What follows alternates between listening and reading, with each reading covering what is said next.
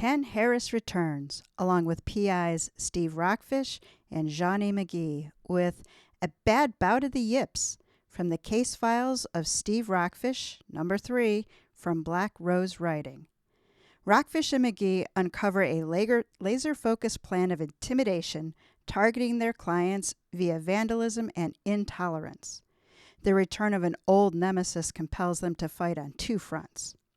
The frenetic ride traverses from a corporate setting across cyberspace to a showdown where everything changes for the partners.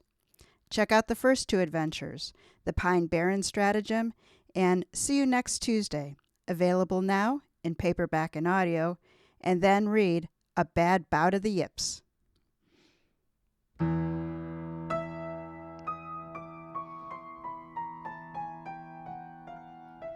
Welcome to Mysteries to Die For.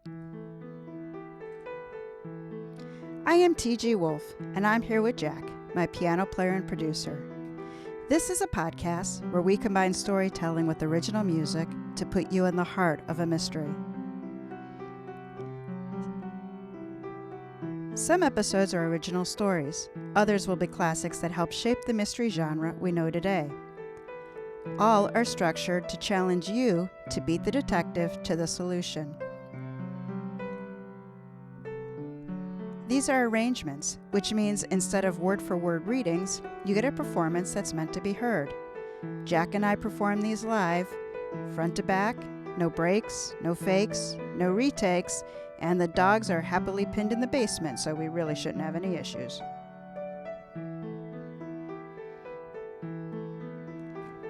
Support our show by subscribing, telling a mystery lover about us, and giving us a 5-star review. And mystery readers, check out our printed ebooks. This season's companion, Move It or Lose It, was just released and is available in ebook and trade paperback. Order before the end of a season for a 20% discount. This is Season 5, Move It or Lose It. This season contains original stories paying homage to the vehicles that propel mysteries forward. A train was the setting for Agatha Christie's famed Murder on the Orient Express, and a riverboat then took center stage on Death on the Nile. Cars have been prominently featured in American crime stories with the glory of the getaway vehicle. And then there are the heists, from carriages to trains to armored trucks. For Episode 8, a prize Percheron is the featured vehicle. That's a horse. This is GTA Pennsylvania Dutch by Ken Harris.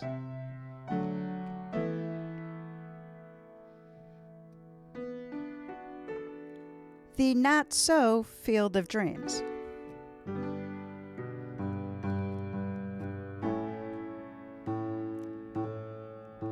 Steve Rockfish crawled atop the boulder that separated the tree line from the overgrown field. The waist-high weeds, unencumbered by scythe or brush hog for years. Rusted-out tractors and other ancient farm equipment littered the land. The detective raised the binoculars and scanned the dilapidated barn 100 yards away on the far side of the field. Nothing had changed since the last time he'd looked. The rotted wooden structure still looked like a solid gust would send it crashing down. Not exactly where I would hide something, but what do I know? I'm one of the good guys, he thought. He handed the binoculars back to his partner and slid down. Johnny McGee, the other half of Rockfish and McGee, investigative specialist, placed them back in the case that hung on her hip. The rust buckets will give us cover as we get closer, Rockfish said. Although, not sure if we'll need it. Haven't seen a soul since we got here. Let's go put a fork in this case, right off into the sunset, if you will.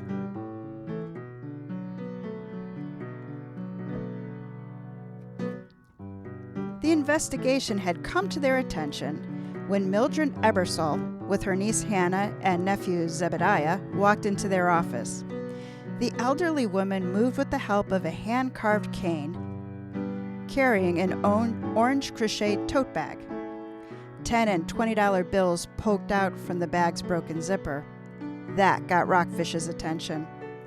Without the cash, he'd have sworn the trio had emerged from central casting for MTV's Amish Gone Wild. A layer of dirt covered Mildred's gabardine dress and matching hat, as if she had plowed the North 40 on the way to his office. Hannah and Zebediah dressed in the same fashion, with a rival layer of crud. The pair sat quietly behind their aunt.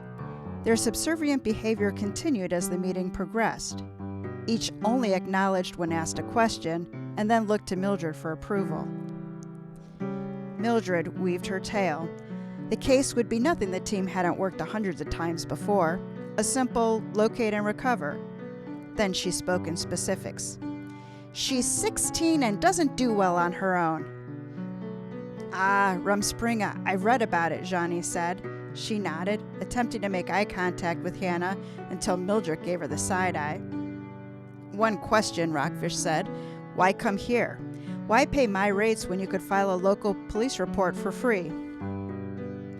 Well, we're from a small community, Mr. Rockfish. Everyone knows everyone's business. The local constable is in somebody's pocket, she said. I need an objective set of eyes. Understood, Rockfish said. We'll do you right. And what's her name? Lady Lindy the Grey, but she'll answer to Floyd if your voice is friendly. We're not talking about a wayward teen, are we? Rockfish asked. He glanced at Johnny and his eyebrows raised. Why, what gave you that idea? She said. She's my prize Percheron. No other draft horse in the county can compete. But I insist you keep our arrangement confidential.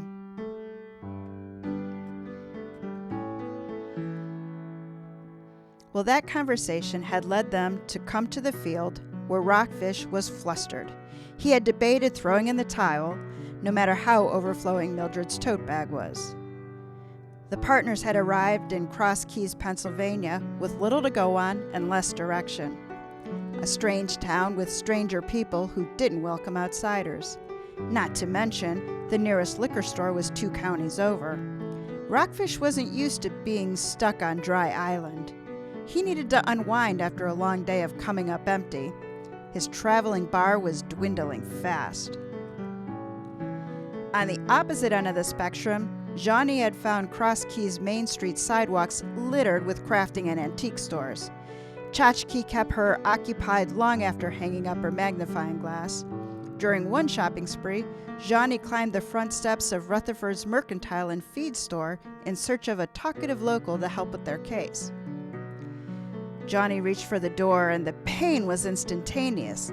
Lightning shot from her Achilles. Her knees buckled. She turned and glimpsed a man in an electric wheelchair slowly backing away. He mumbled an indecipherable apology. Johnny forced a smile. She hobbled to her right and held the door open.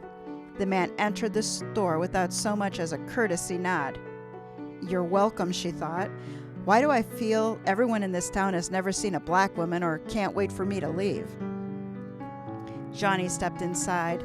A small bell rang above her head as the hit-and-run driver took a hard left turn and disappeared down an aisle. Excuse me, miss. Are you okay? Johnny turned and locked eyes with the boy who had appeared out of nowhere.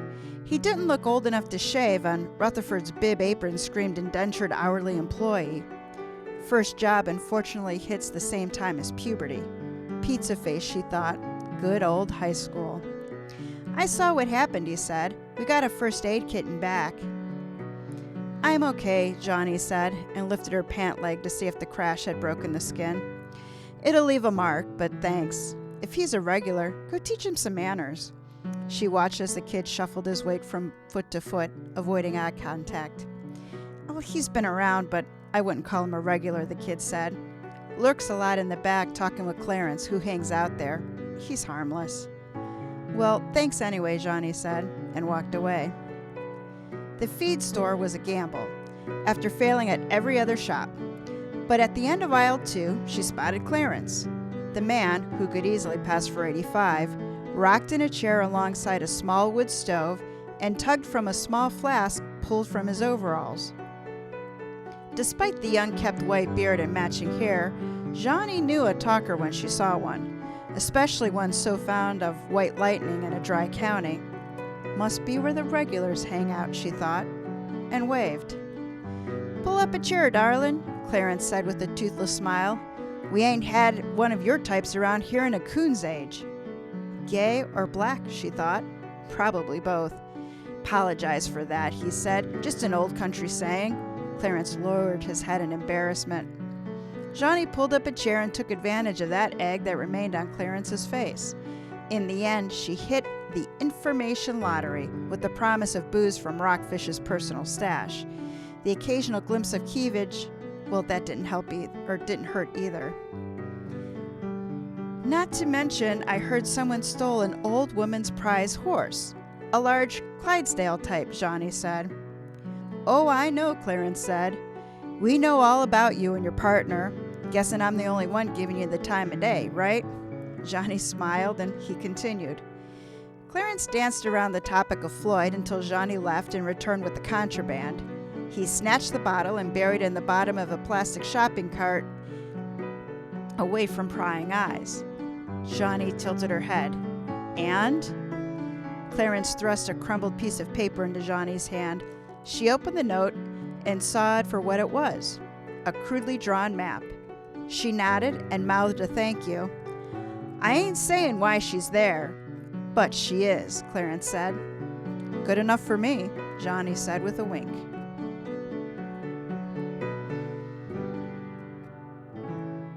Now Rockfish sat with his back to the rock.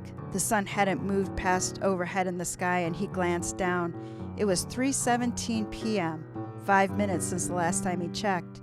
They left the car and trekked by foot, their smartphones now expensive pocket watches. Apparently, cell phone towers aren't profitable enough to raise, unlike barns here in Amishville, he thought. The day before, Johnny had returned to Rockfish's room after meeting with Clarence and filled him in. Mildred's not well liked by much of the populace, or so he claims, Johnny said. She's involved in something shady, but he wouldn't elaborate. Rockfish chortled. I could have told you that. Not sure what her side hustle is, but you can bet she's knee-deep in one. That bag of cash was a big hint. Your booze should have helped him spill more, Johnny said. I'm not sure who he's more afraid of. Mildred, the cops, or maybe some rival faction. Rockfish speculated. Maybe some gang of buggy drivers is trying to move it on Mildred's territory. Stole the damn horse as a warning shot to back off? If there is, Johnny said, we need to ID them.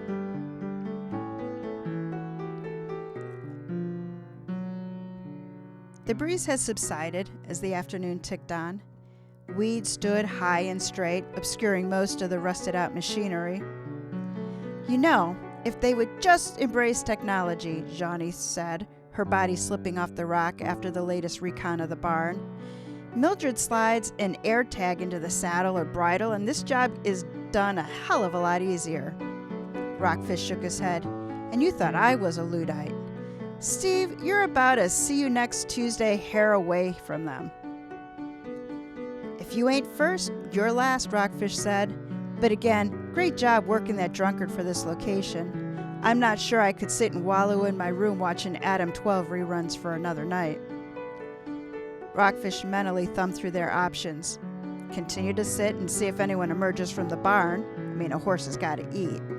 He pictured a trough of water and a hay bale on the floor, which countered that argument. Or just go down and lead the damn thing into town. Hell, Johnny can ride it or walk it while I creep behind it in the car.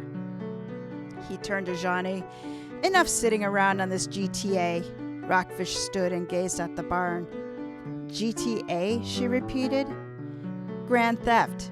Animal. Let's head down and put this horse to bed.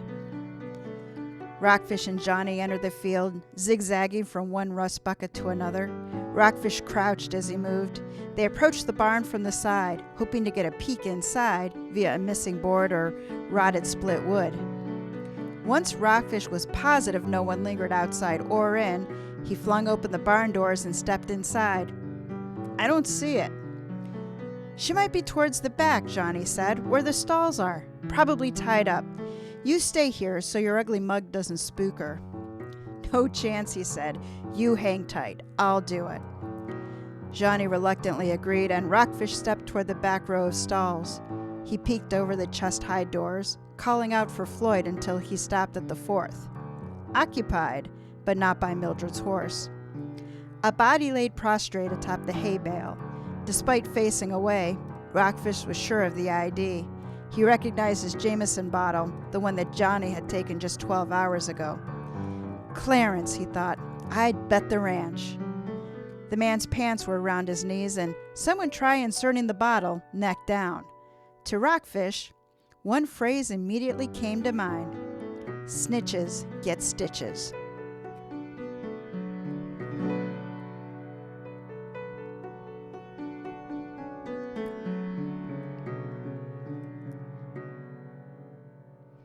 And the horse you rode in on.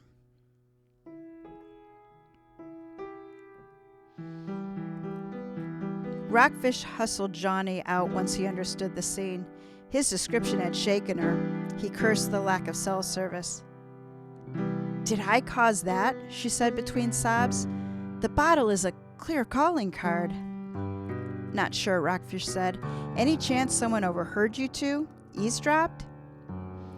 I mean, there was a young kid, an employee, but Clarence was a regular, she said. He would have held his tongue if the kid was around. Well, might be more to that store and the kid, if he knows the players, Rockfish said. Barring any better clues, we need to find him. Rutherford's may be the HQ to Mildred's rivals, and old Clarence here might have been playing both sides of the fence. He watched as Johnny tried to simultaneously nod and shake her head. What are we going to do? She asked. We'll call the authorities, tell them what we can, when we can, Rockfish said. He put an arm around his partner and squeezed. Despite a couple years on the job, so much remained new and shocking. He needed her emotional vulnerabilities, her wounds, to callous over. Sooner rather than later, he thought. Always time to get emotional after the right thing is done. But now, I gotta figure out what the fuck that is. A minute later, he evaluated her eyes. You good, kid? I need to go back in and assess. Johnny managed a nod. Rockfish walked over to the doors. He pushed them further apart so he could see her from the back area, should something else surprise him.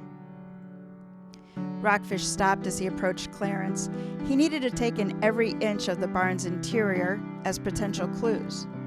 He moved with a purpose, albeit a slow one, scrutinizing the interior walls and the floor in a grid pattern. He needed the next lead.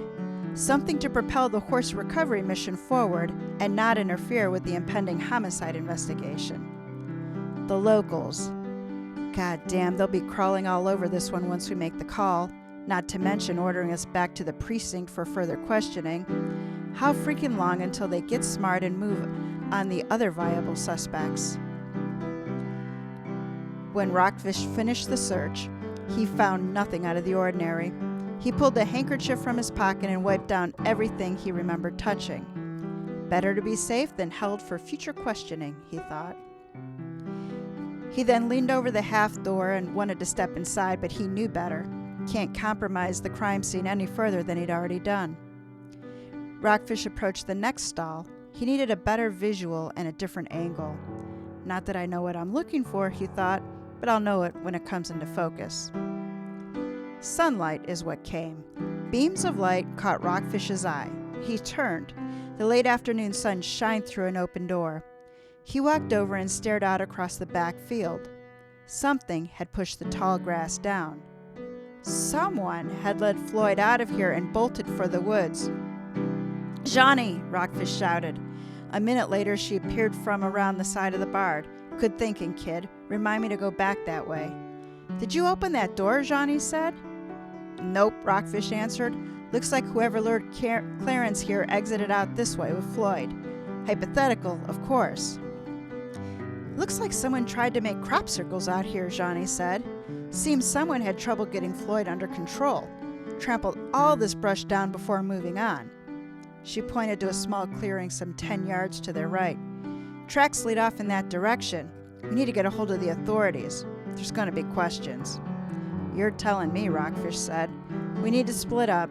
You hike back towards the car and make the call. I'm going to follow this trail, see where it leads. We'll meet back here and then we'll deal with the cops.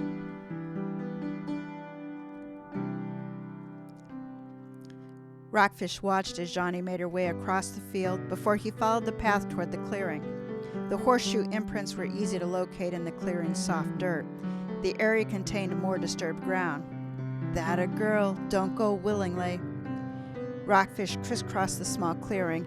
He hoped to find something that would benefit his, if not the cops' investigation. The afternoon sunlight, which held focused his attention on the barn's back door, came through again. The glint off the ground was fleeting. He stepped back to see the reflection again. Rockfish squatted. Plastic wrap from around cigarettes. The small paper was rectangular in shape. He flipped it over. Someone had wedged a matchbook between the plastic and the paper shell. He slid it out. The image of a gas pump graced the cover, and the name McMurray's in block letters was below.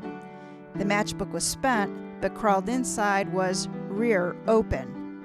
Rockfish pocketed the potential clue. Maybe Johnny's run across the place in her antiquing expeditions, he thought. First Rutherford's, now McMurray's.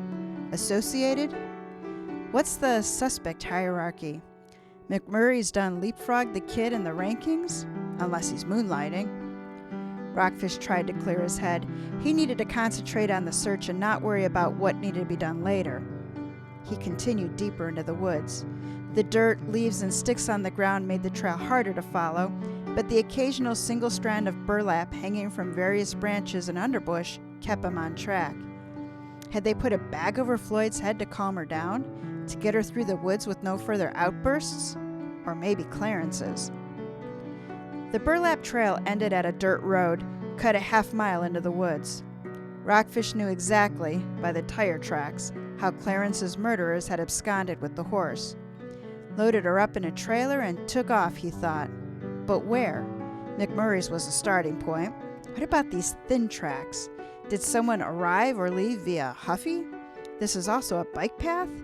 Who the fuck knows? I better get back. Were you surprised that not one cup asked us to come downtown? Johnny asked. I got the opinion they knew a lot more about why we're here than they let on, Rockfish said. If they're looking for the stupid horse, why kill a guy? Makes no sense, but you can also bet they're keeping a close eye on us. Less than 24 hours after discovering Clarence, the partners set surveillance down the street from McMurray's gas station and equipment rental. The service center was the only building on the desolate road leading out of town. It reminded Rockfish of when he was a kid. All repair, no convenience store. McMurray's wasn't small, despite the lack of retail grocery and drink sales. The front door probably led to an office and 3 visible large vehicle bays. A single row of gas pumps separated the building from the road. Also, the matchbook scribbling didn't lie. Behind the station was a larger brick building with a giant roll-up door and no windows. Looks suspicious as hell, Johnny said. You're telling me, Rockfish said. Perfect place to hide a damn horse. It's like we went from the second pig's house to the third. Johnny shook her head. She brought up the technical binoculars from her lap and gave the gas station another pass. A blur in the shop's window caught her attention. She jerked the binoculars back to her left. Was it the kid? Or my overactive imagination, she thought. Have to be positive. Can't get Steve worked up over a mirage. No matter how hard she willed it to happen again, the window and glass door stayed dark and vacant. Half an hour later, the light above the door flickered, and all doubt washed away. Bingo, she thought. So sure, she elbowed Rockfish with her right arm. Pizza face at 11 o'clock. On it, Rockfish said, and threw open the passenger door. 2 loud thuds caused Johnny to drop the binoculars in her lap. Only seconds had separated each, but the second reverberated more. It came from the direction of the right rear quarter panel. Johnny was confused and stifled a laugh. She could see Rockfish cut the tight corner and run into the fender. Why run around the back of the car when Pizza Face was walking in the opposite direction? What the hell is your plan, Steve? She thought. Confusion reigned as the right rear driver's door opened. Johnny glanced over her shoulder, curious about what Rockfish was doing while their only subject was putting distance between them. "He's getting away, Steve." Johnny's head violently lurched back against the headrest, snapping her words in half. A handful of her hair was yanked. She swallowed hard, screamed, and pictured Rockfish picking himself up the ground and coming around the back of the car. "From your lips to God's ears," she thought. "Here comes the cavalry, mother." The first notes of Rob Zombie's Thunder Kiss 65 filled the night and interrupted Johnny's celebration. Rockfish's ringtone played through and looped back to the beginning. She knew help wasn't coming. "Not another word," the voice said from behind. "Eyes forward and listen." Johnny bit down on her lip. Her eyes darted right for a glimpse of Rockfish. Nothing. "Go back to your motel, pack your shit, and leave," the voice said.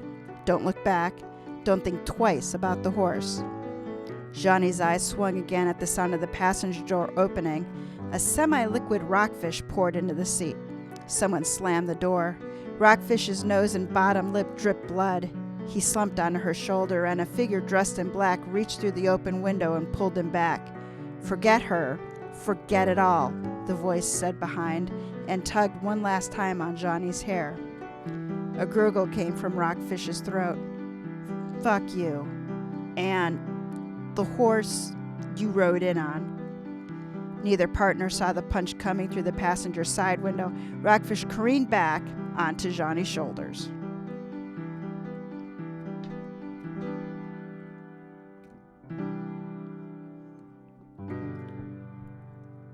As the feedback turns.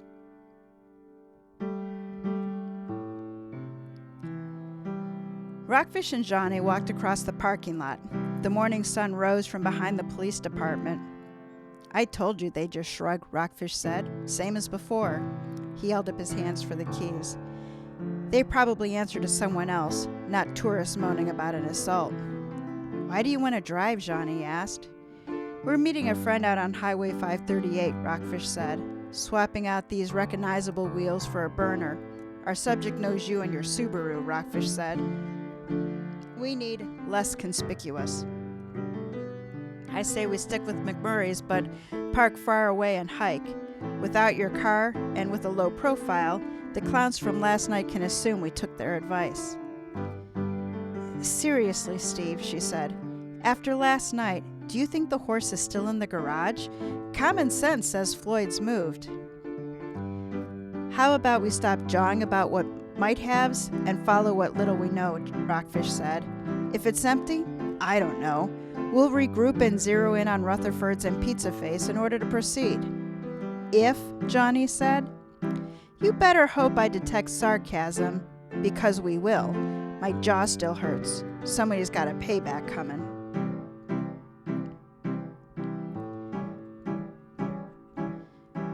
Rockfish dropped Johnny a mile and a half from McMurray's as darkness settled over the town. He pulled away with the headlights off and left the beater Chevy Malibu in a parking lot of a Chinese restaurant. He would walk half an hour, taking a roundabout path to meet up with her, 7 rows deep in a cornfield and within sight of their target. "It's about time you got here," she whispered. "I was about to send up a flare." "You're a riot, McGee. What we got?"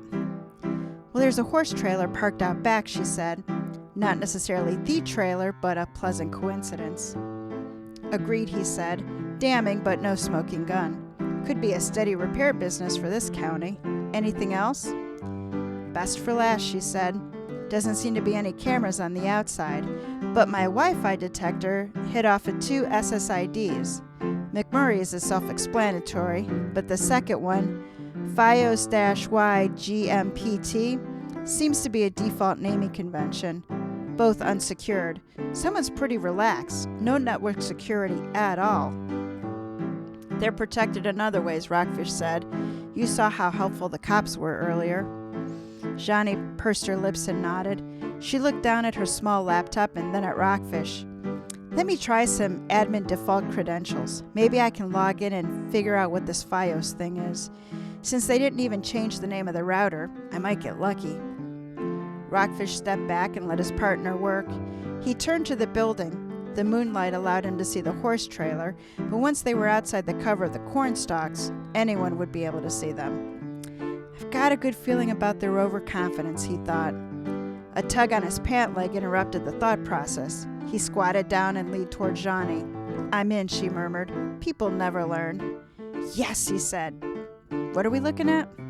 Johnny pointed to the electronic dashboard. Looks like a basic ring security system, most likely on the inside. I can turn off notifications and alarms. It should give us enough time to turn that place upside down and get out. Excellent, Rockfish said. You play anonymous, and I'll take a second to refuel. He unwrapped the Cliff Bar. He swallowed half the chocolatey chip-coated cardboard before the rest went back into the pocket of his shirt. I think I've got it. Johnny turned, and Rockfish was 5 steps toward the garage before she could finish. Johnny stole her laptop while sprinting to Rockfish. It weighed heavily against her back as she serpentined around the corn stalks and headed for the side door, where Rockfish crouched. The lack of the deadbolt shouldn't surprise him as he picked the doorknob, if the Wi-Fi was any clue. A long 2 minutes later, it was his turn. I'm in. Rockfish ushered Johnny through the door and stepped into the pitch black. 2 small tactical flashlights illuminated the inside with sweeping motions. The clock was ticking. Rockfish heard the neigh to his right before his light settled on the behemoth. Bingo! He walked over to Floyd and patted the enormous horse on the neck. Atta girl, you ready to go? Steve, what's all this? Johnny said, interrupting his conversation with the damsel in distress. Rockfish swung his beam towards her voice. It moved across her face to her extended arm to a large telltale twisting of copper tubing. Good old Amish shine. Demand brings competition to the marketplace, he thought. Rival factions competing for the same thirst. He pictured the tote overflowing with cash.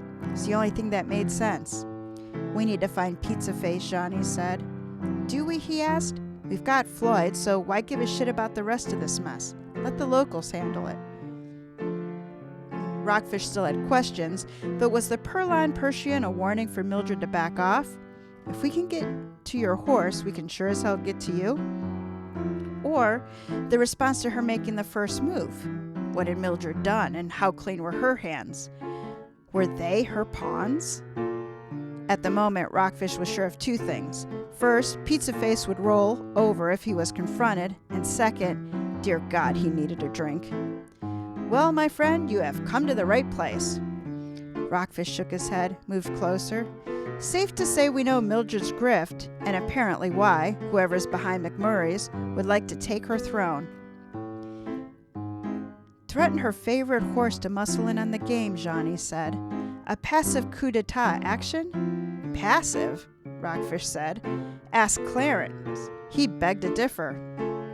Speaking of, Johnny said, illustrating a small table.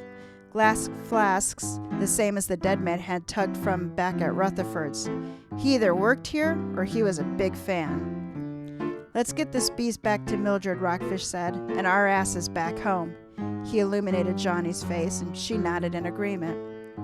Johnny opened the door, and Rockfish guided Floyd. The plan was for him to walk, ride, or some combination, the horse to Mildred's. 5 miles shouldn't take that long, he thought, if I get Floyd to do the heavy lifting. Johnny would text when they were on the way, drive over, and be waiting. Johnny followed Rockfish and Floyd into the corn. She felt once out of sight, she pulled her laptop out.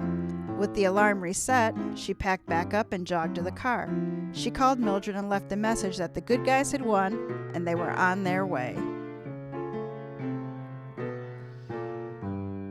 Now Johnny turned onto Mildred's dirt driveway and noticed that the house was lit like a Christmas tree. She's got damn near every light on in the place, she thought. Floyd's her prized possession, so why not give Steve that guiding star to bring her home? Johnny stopped in the front of the house. After the car spurted to a stop, she heard a dog. A brown dog chained near the front steps. It howled and pulled. She didn't know the breed, but it looked ready to go a few rounds. Johnny gave a wide berth and bounded up the front steps. Good news ready to burst from her lips. Mildred didn't meet her on the porch, but the foyer did. The front door was wide open. Mildred, Johnny called. She leaned through the doorway. An empty hall stared back. The echo trailed off. No one answered.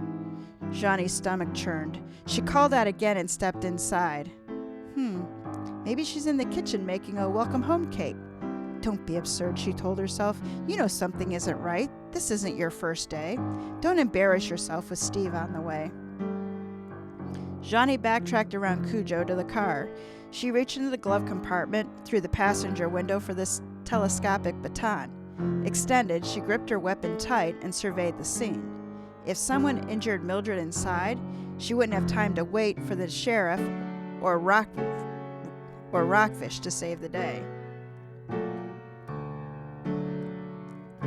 No telling how long it's going to take him. You got this, kid. Rockfish's voice was in her head. The path forward came to her. Fast. Johnny texted Rockfish. Shift Floyd into overdrive. I'm clearing the house room by room. She stared at the scene, waiting for the read receipt that never came. God damn it! No time to sit around. Johnny climbed the front steps again. With the baton in her right, her left hand pre-dialed 911, ready to press call. She stepped over the threshold and turned right into the small sitting room. She continued counterclockwise through the doorways into the kitchen, dining room, and a small den before ending up back in the foyer. Her eyes settled on the stairs. Only one path left. She let out a long sigh, swallowed hard, and climbed. The second floor was equally vacant, except for a large golden parakeet shoved into a small cage. It squawked when Johnny stepped into the room. The bird flapped its wings against the metal, and if anyone didn't know Johnny was there, between Mildred's two pets, they sure as hell did now. She moved through the two bedrooms, looking for anything that might point to where Mildred had gone. Well, Johnny came up empty and retreated to the front porch. She sat down at the top step. Nothing to do but wait for Steve and listen to the dog howl. Will you stop? For the love of God. Johnny's misplaced anger, but she knew it. There were only two places left to search. The barn lay 20 yards away, and the basement was 20 feet below. No way in hell. Come on, Steve, get a move on. Johnny checked her last text. Only the sent ones were visible. She cursed and fired off a new message to Mildred. After 5 minutes and no reply, she tapped the number on the top of the screen and left a second message for her AOL client. Afterwards, she paced the porch. Steve's message remained unread. Cujo stopped howling to catch a breath, and Johnny heard a whistle. She looked across the yard to her right. The silhouette of Steve riding high atop Floyd came towards her. She leapt, taking the steps two at a time. Her feet hit the ground, and fear froze them from moving further. A dark figure scurried out from the barn's shadow and sprinted to intersect Floyd's path. "Steve!" she shouted. Johnny watched as the figure leapt and pulled Rockfish to the ground. In one fell motion, the assailant sidestepped the flailing Rockfish, mounted the horse, and headed straight for Johnny. She tried again to will her feet in any direction. An eerie silence stretched over the yard as the horse galloped closer. Still, a terrifying sound found her ears. "Johnny, you didn't listen. Your kind never does." The voice was behind her, the same as last night. She winced with the memory of a stork scalp and turned. The baton slipped from her fingers.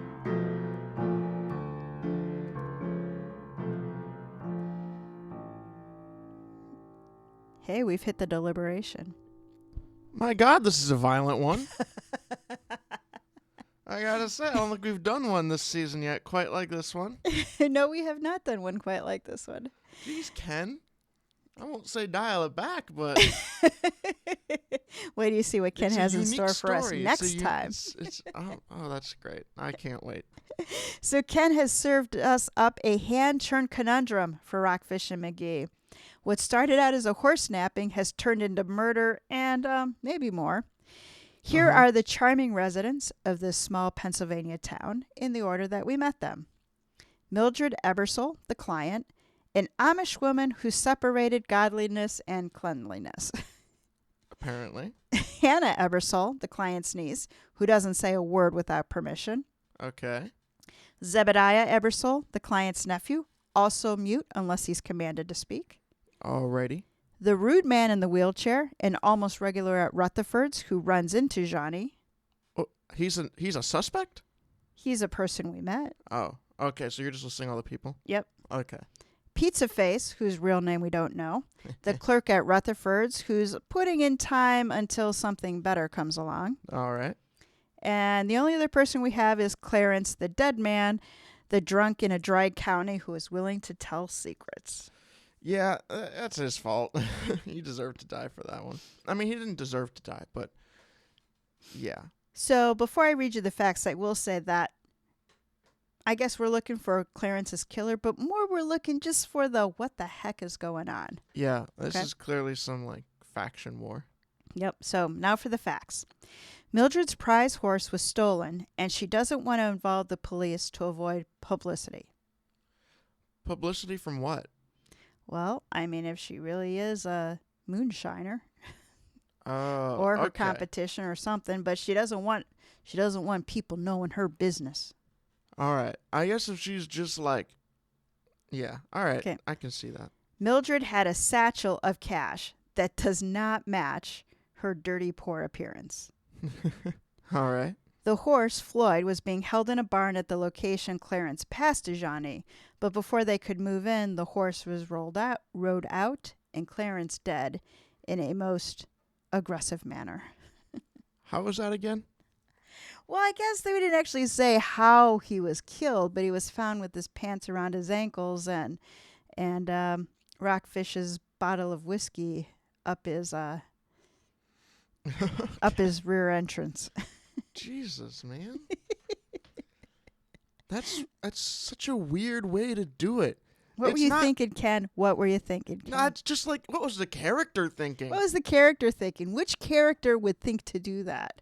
It was like, this guy annoyed me. You know what I'm going to do? You know what I'm going to do right now? Oh my God.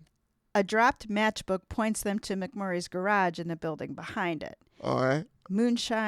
Floyd is in McMurray's garage along with the moonshine still, and the bottles in that garage match the ones that Clarence was drinking from at Rutherford's. Okay.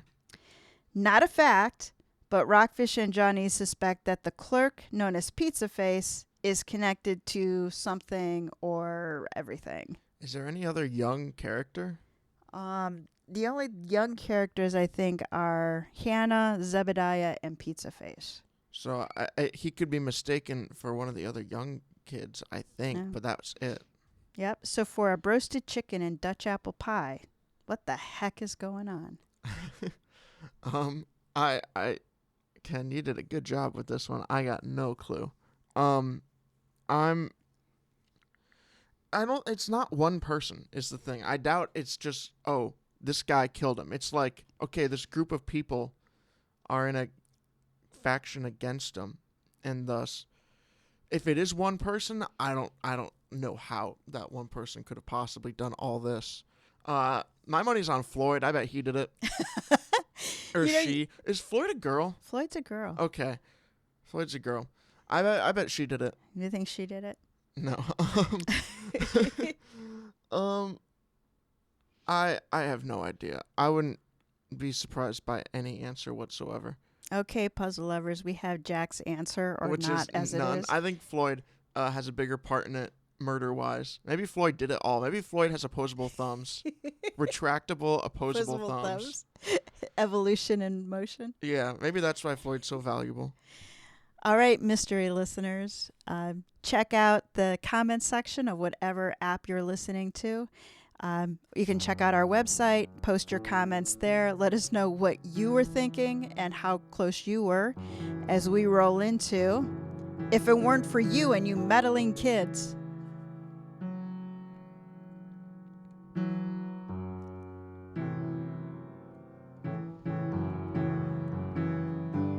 Johnny's spin didn't stop at 180 degrees.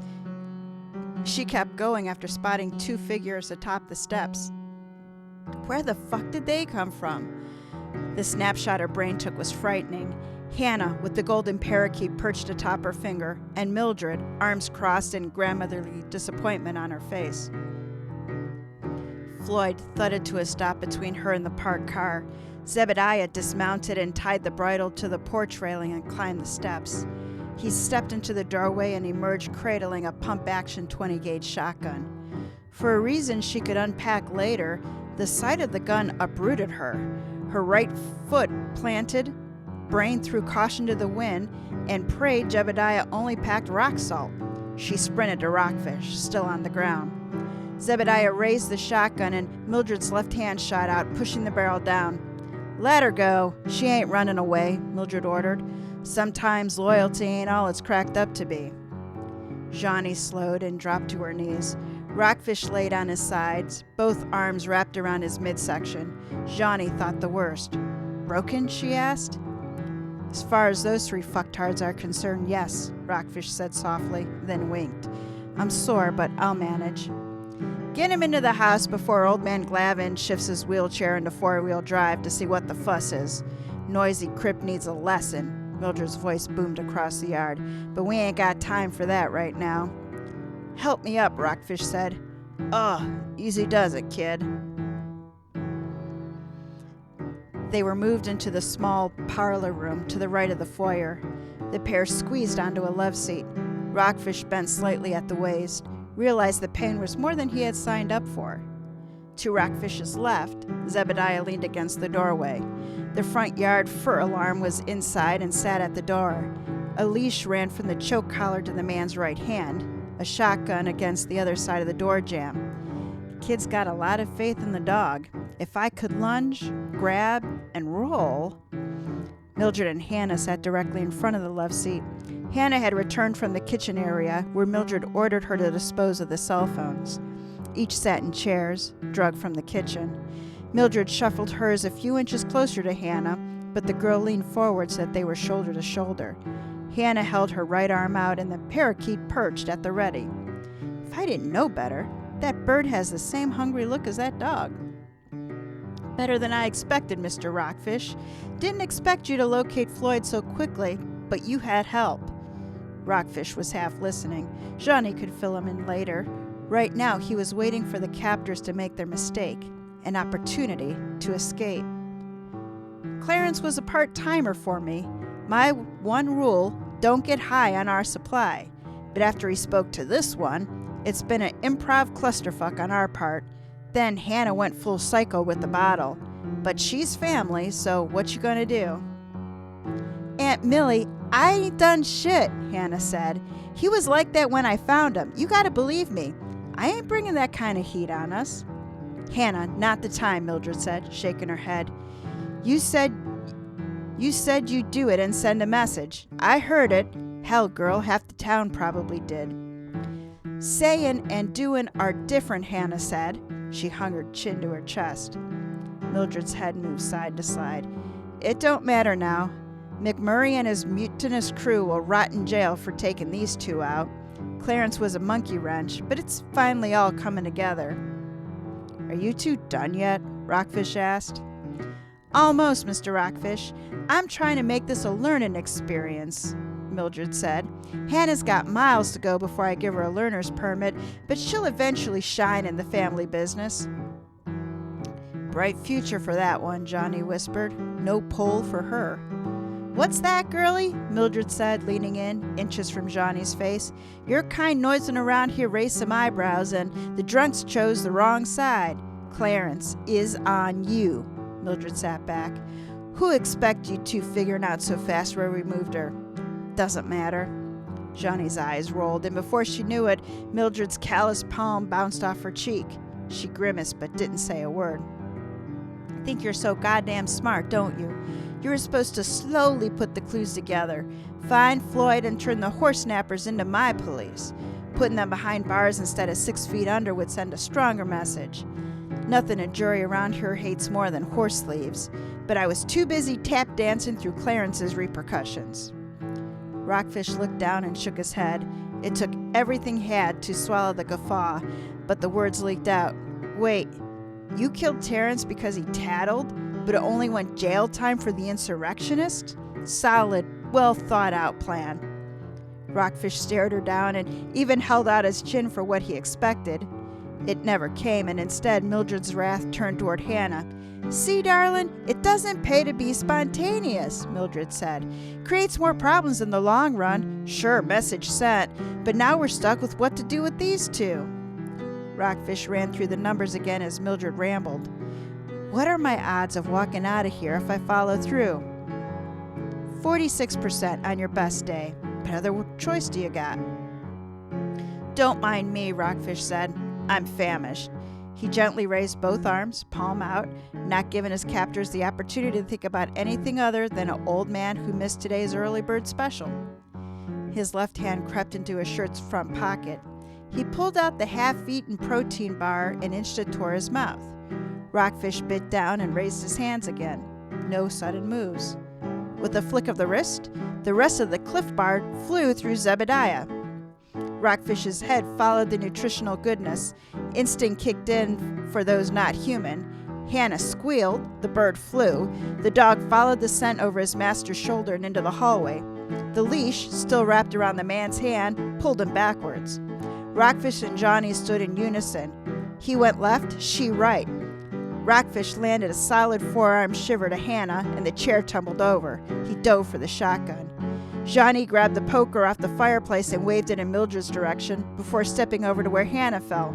She pressed the tip of the poker against the girl's throat. "Not even a wiggle," Johnny said. The partners made eye contact. Rockfish winked and nodded. Johnny smiled, then screamed, "Steve!" Zebediah had stood up, letting go of the leash. He lunged. The kid, acting solely on adrenaline and gas station boner pills, was no match for old man smarts. Face met stock, and Zebediah went down. "That's for the sucker punch, fucko," Rockfish said. Mildred rose out of her chair as Rockfish swung the barrel of the shotgun. "Don't even think about it." He could see the wheels turning, and the opposite end, her Skechers ready to burn rubber. "I suggest you sit back down." Bam! Rockfish fired off a round into the ceiling, letting all parties know that the tide had turned. Plaster rained down. Mildred fell to the ground, clutching her chest. "Enough of the dramatics," Rockfish said. "You two, on the love seat now." He pumped the next shell into the chamber and then exchanged weapons with Johnny. "If they look at you funny, take their shins out." Rockfish stepped to where Zebediah lay, presumably dreaming of his first kiss. He rifled through the unconscious man's pockets for additional shells. After dumping a handful into his own, Rockfish stepped into the hallway. The room across the hall was empty, excluding the dog. It stood in the middle of the room, furiously licking its chops. Rockfish raised the poker in defense. "Who's a good boy? Enjoy that treat," Rockfish said, and slowly reached in. "Sorry, buddy, but this is best for all of us." He closed the door and walked back to the parlor. Rockfish dropped the poker and hooked Zebediah under the arms before dragging him over to the love seat. "He's a footrest now. Put your goddamn feet down," Rockfish said. Johnny handed him back the gun. He stared at the trio and fed in 2 shells. "Find our phones." He nodded toward the kitchen where Hannah had disappeared. "Also, see if you can find something to bind these idiots." Johnny had been gone 5 seconds when Hannah let loose a long, loud whistle. Rockfish looked at her in disgust. "You've got to be kidding me. Attack parrot, huh?" he said. "You really want to see a mushroom cloud of feathers? I ain't shot skeet in years, but bet your sweet ass I can plug it coming in through the doorway." "Fuck you, asshole," Hannah said. She spit towards the floor for emphasis, but it hung on her bottom lip and dripped onto her unconscious brother. "Smooth move, X-Lax," Rockfish said. Johnny re-entered the parlor, and to her, nothing had changed. Rockfish and Hannah's war of words had grown heated. Mildred was deep in thought or had separated herself mentally from the situation. She sat, staring ahead. "Found him," Johnny said, setting Rockfish's phone on the table, just on the kitchen counter. "Also found a roll of duct tape in the junk drawer." Well, they were all junk drawers, but you get the drift. "Disposed of, right?" said Rockfish. "Fucking kids nowadays are so goddamn lazy." A few minutes later, all 3 were laid out across the floor, on their backs, like weenies on a grill, hands and ankles secure. The next strip of duct tape went across Hannah's mouth. "Should have been the first piece," Johnny said, smiling, "but I'm still learning." Rockfish shook his head. Now, can you do something about the dog barking across the hall? He won't be locked up in there for long, Mildred said, picking up where Hannah left off. You sure you got all of us? Rockfish looked down and sneered. Saved your half-churned threats for the police. I own them, Margaret spat. There's enough evidence spiegeled about to make sure you two go down. McMurray's going down. I'm going down. You're good goddamn thing your plan is so fucking flexible, Rockfish said. You're in deep shit. Only ones rotting in jail are going to be you three stooges. And I would have got away with it too. Mildred's bitching was muffled as tape covered the old woman's mouth. And not a second too late, Rockfish said. You got a signal? Johnny checked her phone. Let me try outside. You good here? Rockfish nodded. Johnny walked into the hallway, out the front door, and down the steps. She stopped then. She glanced to her right. The hood on the car was up, as was the hair on the back of her neck. OMG, was the old broad serious? She looked down at her phone and then back at the car. The hood up wasn't the only problem. Both passenger tires were flat. Don't move, she was told. Call him outside. Steve! We missed the Domino's kid!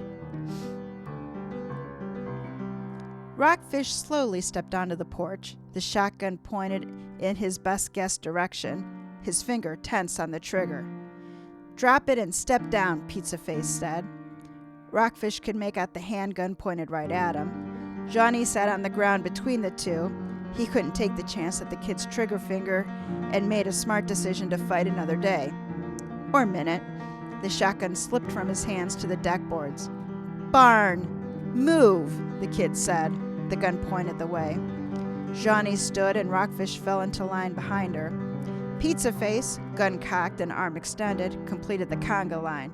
Stop, the boy said. He walked over to a door near the barn's front corner and pulled out a key ring. The whirl of a small engine, off and to the right, caught everyone's attention. The boy turned. What the? Rockfish spun and watched the shotgun fall to the ground. It beat the boy's body by a second. Both landed with a thud. Rockfish instinctively dove for the gun and put a knee to the kid's back. Step back, Johnny, in case he's playing possum. The motorized sound emanated from the shadows again, and Rockfish stood. A wheelchair rolled forward into the light. The man smiled, a cattle prod in his hand. He lowered it and gave the unconscious kid another shove, another shock. Old man Glavin, I assume? Johnny said. Alcohol Beverage Control Specialist Agent Glavin, Pennsylvania Bureau of Law Enforcement. My team is on their way. We'll handle it from here, the man said, flashing a badge. Rockfish couldn't tell in the moonlight if it was real or from Dollar General, but the cattle prod, well, that definitely was real. Johnny stepped out from behind Rockfish and shuffled between him and Glavin. Do I know you? You look familiar, but I can't place it. Not sure I want to either. Don't rack your brain. Man, don't rack your brain, Glavin said. You've come within an inch of fucking up my investigation, but we're good. I've been after this bitch for a long time. Needed something more serious than bootlegging to stick, and if it wasn't for her shenanigans with you, my opportunity might not have presented itself. Glavin waved the cattle prod at Rockfish and Johnny in tight, small circles. Electricity licked up the top of the device. Rockfish watched as Johnny's eyes grew wide and she took a step back, and then another. But her hiring of you two turned out to be a godsend. Exactly the opportunity I needed. Mildred's niece is as dumb as a box of rocks and doesn't have a filter when she's 3 sheets to the wind. Everyone heard her. She opened the door and I just rolled in. Glavin played Olympic fencer with the prod again. Clarence, he never saw it coming. Rockfish understood the game. He hated the players, well, most of them. Not everyone's ethics were up to their oaths that he and Johnny had sworn. Glavin felt the thumb on the scales of justice to help things speed things just a little, Rockfish thought. A sacrifice for the greater good of the order. Come to think of it, those weren't bike tracks on that old dirt road. Ironside was out of the barn all along. Did he stick around and watch us? Dude, she paid me to find a horse. Rockfish shrugged and threw a thumb over his shoulder to where Floyd stood. Case closed. I don't know jack about anything else, and I don't wanna. Glad to see, one investigator to another, that we're on the same page, Glavin said. In the end, it's all about the conviction, not the path taken. Rockfish glanced at Johnny. Her cheeks were red and ready to explode, but he gave the kid credit for holding it together, at least until they put some serious distance between them and the newest bad guy. Don't mind if we bail then? Rockfish asked. Glavin shook his head. I'd prefer it. Don't have to tell us twice, Rockfish said, and the partners pivoted toward the house. Johnny took the lead, Rockfish's hand in the small of her back to make sure she kept moving. But Steve, the car, Johnny said. Floyd owes us one, Rockfish said with a smile. He untied and mounted the horse. He reached down and pulled Johnny up. And don't you worry, we'll avenge Clarence. Neither one of us plan on burying these memories. She settled in behind him. Giddy up then? Rockfish pulled up the reins toward the rising sun. Above our heroes, the credits rolled, and so did Glavin. The end. Wait, I'm confused. What happened at the end with Clarence? Okay, so the cop, Glavin, killed Clarence. Why? To set up Mildred, because he's been after her for a while, but he wanted her for something more than bootlegging. So he was framing her? He is framing her for Clarence's murder. By killing him? So this Well, I dude's guess he was actually framing Hannah, because Hannah, he said when she's drunk, she runs her mouth. So everyone heard her threaten Clarence. But let me get this right. Isn't this man in a wheelchair? Yes. How the hell did he beat Clarence up, shove a bottle up his ass, and dump him? How did he steal the horse? Did he steal the horse? No, Mildred stole her own horse. What was the... Okay. Okay. Hold on. Okay. Why? She did want to set up the people for McMurray's, who were her competitor Right. bootleggers, and get them busted by the cops. Oh, never mind. I do remember that. So she was trying to frame the competitors for horse stealing. For horse stealing. Because that would have been a big deal where bootlegging isn't. All right. So then put that aside. That's one idea. And then Clarence got killed by the cop. Clarence got killed by the cop to frame Hannah and Mildred. Did the cop admit this? Well, or was it implied?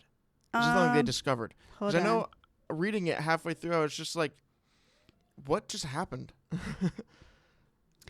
He says... This mystery is too hard for someone who's trying to focus on playing the piano and pay attention at the same time.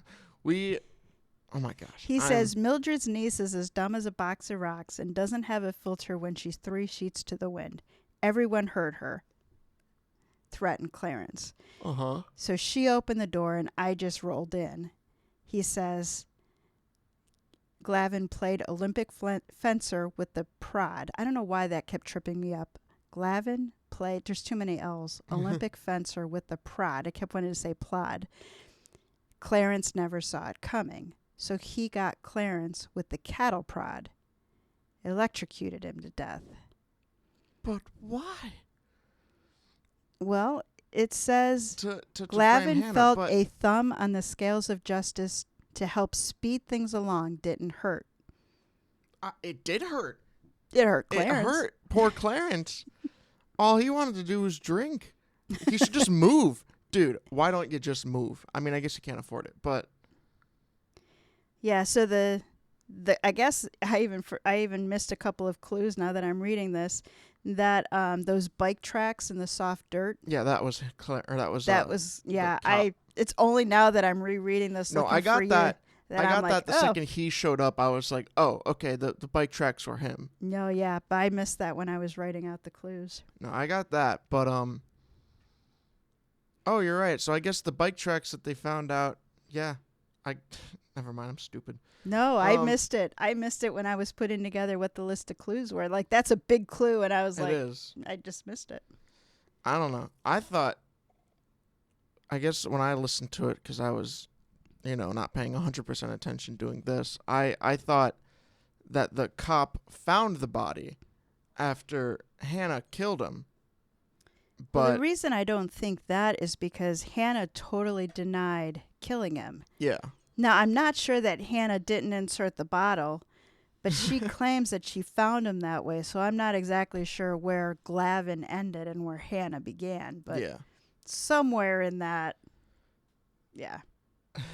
Jeez, Ken, this is the first of the season. I remember last season the one he did was also just like a little brutal at times. Well, last season he was our toe tag, Uh-huh. so we only read the first chapter of that. Yeah. But now he's going to be in our next season too.